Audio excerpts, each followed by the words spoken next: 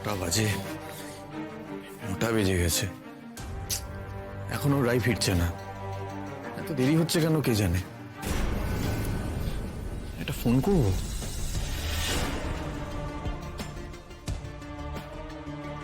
না থাক, ফোন করলেও যদি আবার অফেন্ডেড ফিল করে, দরকার নেই। হয়তো বাড়ির লোকের সঙ্গে কথা বলতে গিয়ে দেরি হয়ে যাচ্ছে। নীলু আর সূর্য ওখানে আসেনি তো? আবার সেই নীলুর ঝামেলার মধ্যে জড়িয়ে গিয়েও আটকে যায়নি তো ওখানে? নীলু আবার ওকে উল্টোপাল্টা কিছু বলছে না তো?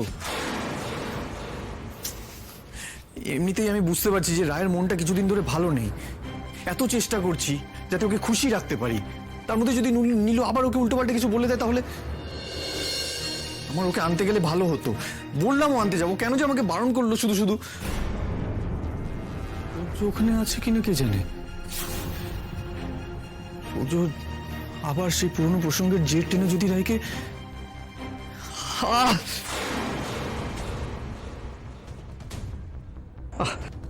আমি কেন আবার রায়ের সঙ্গে সূর্যের কথা ভাবছি? ওর সম্পূর্ণ আলাদা কারণে দেরি হয়েছে। ওর দেরি হওয়ার সঙ্গে সূর্যের কোনো সম্পর্ক নেই, থাকতে পারে না। না না না, আমি একটা বাজে রকমের সন্দেহপ্রবণ মানুষ হয়ে যাচ্ছি। রায়, আমি নিজেকে বদলাতে পারছি না। তোমার কথাটাই ঠিক হয়ে যাচ্ছে। আমার ভেতরে একটা সন্দেহপ্রবণ মানুষ আছে, সে বারবার তোমাকে সন্দেহ করছে। না না রায়, তোমার কথাটা আমি সত্যি হতে দেব না। রায়, আমি তো এরকম নই। আমি তোমাকে পাগলের মতো চাই।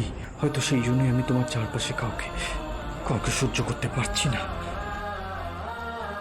তুমি প্লিজ আমার সঙ্গে থাক, আমাকে একলা থাকতে দিও না রাই, আমাকে একলা থাকতে দিও না।